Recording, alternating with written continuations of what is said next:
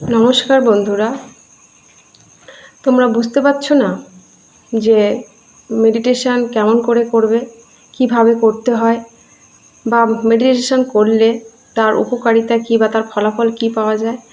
তা আমি তোমাদেরকে সহজভাবে বুঝিয়ে দিচ্ছি। তার আগে বলে নিই ছোট্ট করে যে মেডিটেশান করলে কি হয়। মেডিটেশান করলে বাচ্চা থেকে বুড়ো প্রত্যেকেই করতে পারে এবং করা উচিতও। আমার মনে হয় প্রত্যেকটা ব্যক্তিরই, প্রত্যেকটা মানুষেরই মেডিটেশান করা উচিত।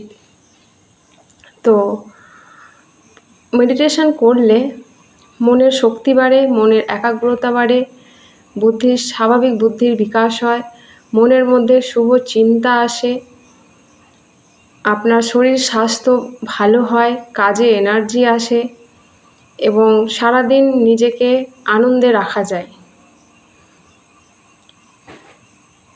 কারণ এখন আমাদের চতুর্দিকে যা পরিবেশ, যা পরিস্থিতি, সেই বাতাবরণে আমরা সবসময় কোনো না কোনো চিন্তার থেকে বেশি দুশ্চিন্তাটা বেশি হয় আমাদের, যে আগামী দিনে কি হবে, কাল কি হবে, একটু পরে কি হবে, এটা নিয়ে আমরা বেশি চিন্তিত হয়ে থাকি। সেই সমস্ত কিছু ব্যর্থ চিন্তা থেকে নিজেকে মুক্ত রাখার জন্য আমাদের মেডিটেশান করা অবশ্যই প্রয়োজন এবং মনের একাগ্রতা বৃদ্ধি করার জন্য মেডিটেশানের ওপরে আর কোনো কিচ্ছু সায়েন্স কাজ করে না। ঠিক আছে, তবে চলে যাই, আমি তোমাদেরকে একটু ছোট্ট করে শিখিয়ে দিই কিভাবে তোমরা মেডিটেশান করবে। তোমরা প্রথমে সবচেয়ে এটা করলে ভালো হবে একদম ফার্স্ট আর্লি মর্নিংয়ে।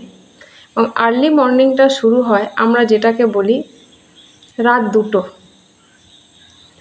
2টো থেকে 5টার মধ্যে। এই সময়ের মধ্যে ম্যাক্সিমাম মানুষ এই সময় ঘুমায়। তো এটা হচ্ছে আমাদের শাস্ত্র অনুযায়ী এটা হচ্ছে আর্লি মর্নিং। এই সময় প্রকৃতি শান্ত থাকে, নিজেরাও সংসারের বিভিন্ন কাজের চিন্তা থেকে মুক্ত থাকি এই সময়। তো এই সময় মেডিটেশান করলে সবচেয়ে বেশি একাগ্রতা বৃদ্ধি পায়। তো আমরা প্রথমে কি করব, আমরা নিজেদের সমস্ত চিন্তাটাকে এইখানটায় নিয়ে আসব। ঠিক আমরা যেখানটায় টিপটা পড়ি, তিলক লাগাই, ওই জায়গায় আমাদের সমস্ত বুদ্ধিটাকে একাগ্র করে নিয়ে চলে আসব। সেইখানে আমরা অনুভব করব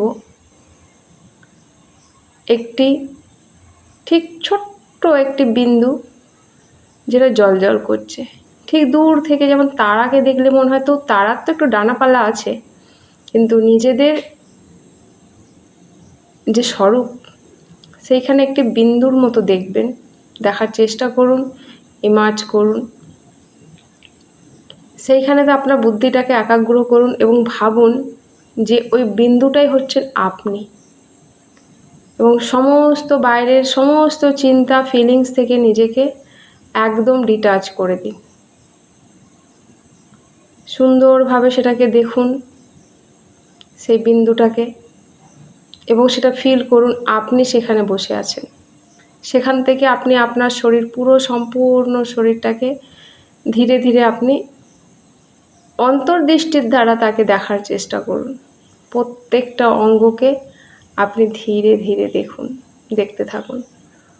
মাথা থেকে শুরু করুন, মাথা থেকে আপনার কান, নাক, চোখ, মুখ, আপনার গলা, তারপরে আপনার দুটো কাঁধ, দুটো হাত, আঙুল, নখ, তারপরে আবার কাঁধের দিক থেকে আপনার ফ্রন্ট পোর্শনটা দেখুন, পুরো একদম পায়ের আঙুল পর্যন্ত।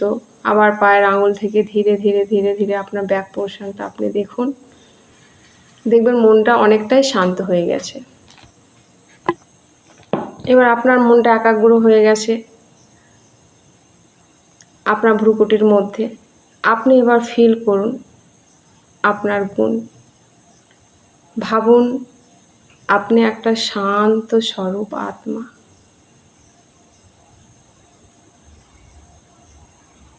অনুভব করতে থাকুন।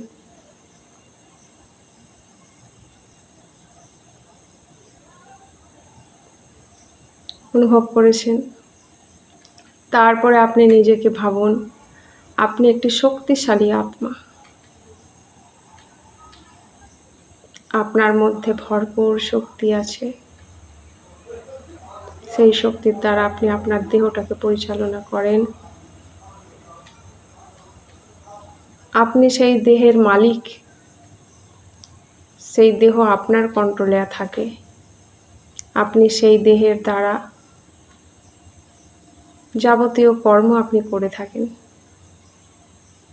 আপনি শক্তিশালী আত্মা, এটা অনুভব করুন।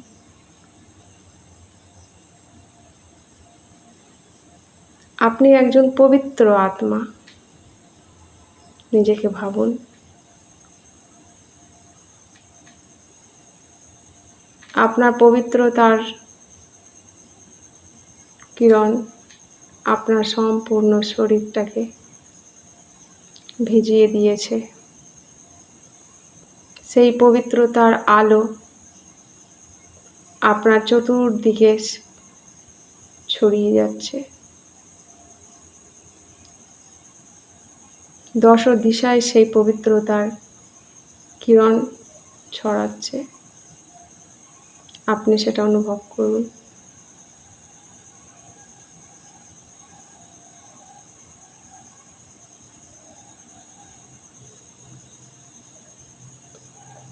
আপনি নিজেকে সম্মান করুন। আপনি নিজেকে বলুন আমি ভাগ্যবান আত্মা। আমি খুব নসিব আত্মা। আমি যা প্রয়োজন আমার জীবনে চলার জন্য আমি সব কিছু পেয়ে গেছি। আমি ভরপুর আত্মা। বাইরের কোনো কিছু বস্তু কোনো কিচ্ছুরই আমার প্রয়োজন মনে করি না। যা কিছু আমার জীবনে প্রয়োজন সমস্ত কিছুই স্বয়ং ভগবান পরমপিতা পরমাত্মা বাবা আমাকে দিয়ে রেখেছেন। আমার সব কিছু আমার আছে। অনুভব করুন। আপনার কাছে ধন সম্পদ সুখ সমৃদ্ধি সব কিছু আপনার কাছে আছে। আপনি খুব সুখে শান্তিতে আপনার জীবন অতিবাহিত করছেন। অনুভব করুন। নিজেকে হালকা ভাবুন। নিজের সম্পূর্ণ স্থূল শরীরটাকে একদম রিল্যাক্স করে দিন। একদম হালকা করে দিন।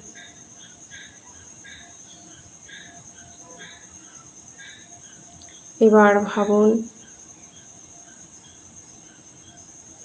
একটা প্রকাশ আকাশের উপর থেকে প্রকাশময় হাত আপনাকে আশীর্বাদ করছে যে বাচ্চা সুখে থাকো, শান্তিতে থাকো, তোমার কল্যাণ হোক। তোমার সমস্ত শুভ কাজে আমি আছি তোমার সঙ্গে এবং সফলতা তোমার নিশ্চিত। শুভ কাজে তুমি এগিয়ে চলো। আপনি অনুভব করুন স্বয়ং ভগবান আপনাকে বরদান দিয়েছেন। আপনি কত খুশিতে আছেন, কত আনন্দ অনুভব করছেন। আপনি ভগবানকে ধন্যবাদ জানান যে বাবা, তোমায় অসংখ্য অসংখ্য ধন্যবাদ আমার জীবনটাকে সুন্দর আনন্দময় করে তোলার জন্য। তোমায় ধন্যবাদ আমাকে জীবনে চলার পথ দেখাচ্ছ। তোমায় ধন্যবাদ তুমি আমাকে জ্ঞান বুদ্ধি দিয়েছ। তোমায় ধন্যবাদ আমার জ্ঞানে অজ্ঞানে আমি তোমায় ভুলে গেলেও তুমি আমায় সদা স্মরণে রাখো। তোমায় কোটি কোটি ধন্যবাদ। ভগবানকে এইভাবে ধন্যবাদ জানান। এবং আপনি যে কোনো সময় যে কোনো কষ্ট পেয়েছেন, মনে ব্যথা পেয়েছেন, তবুও আপনি ভগবানকে ধন্যবাদ করুন। ভাবুন, আপনার বাবা আপনাকে দুটো লাঠি দিয়ে আঘাত করেছে আপনার ক্ষতির জন্য নয়, আপনার ভালোর জন্য, যাতে আপনি ভবিষ্যতে কোনো এরকম ভুল কাজ না করেন, সতর্ক থাকেন। যেইভাবে আপনার লৌকিক বাবা মা আপনাকে শাসন করে, সেটা তাদের রাগ নয়, আপনার প্রতি ঈর্ষা নয়, আপনার প্রতি তাদের স্নেহ ভালোবাসা। সেই রকম আপনি কোনো কিছু থেকে আঘাত পেয়েছেন, ব্যথা পেয়েছেন, সেটাও ভগবান আপনাকে দিয়েছে, সেটা আপনারই ভালোর জন্য। আপনি হয়তো তখন বুঝতে পারেননি বা এখন বুঝতে পারছেন না, তো ভবিষ্যতে গিয়ে অবশ্যই বুঝতে পারবেন যে সেটা আপনার ভালোর জন্যই হয়েছিল। তাই ভগবানকে আগে থেকেই ধন্যবাদ জানান। উনি করুণাময়, আপনার সমস্ত দোষ উনি ক্ষমা করে দেন, আপনাকে শক্তি দেন, সহ্য করার ক্ষমতা দেন এবং আগে এগিয়ে যেতে উনি আপনার হাত ধরে সাহায্য করেন। আপনি ভগবানকে ধন্যবাদ করুন বা ইউনিভার্সকে ধন্যবাদ করুন। আপনি যেভাবেই তাকে ভাবেন না কেন, উনি আপনার সঙ্গে আছেন। এই অনুভবটা করতে থাকুন কিছুক্ষণ। ধীরে ধীরে আবার আপনার ভ্রুকুটির মধ্যে ফিরে আসুন এবং আপনার চোখ ধীরে ধীরে খুলুন।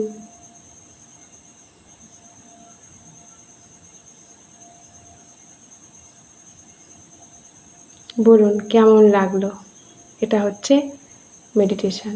এইভাবে ধীরে প্রথমের দিকে এইভাবে করুন, দেখুন কেমন লাগে।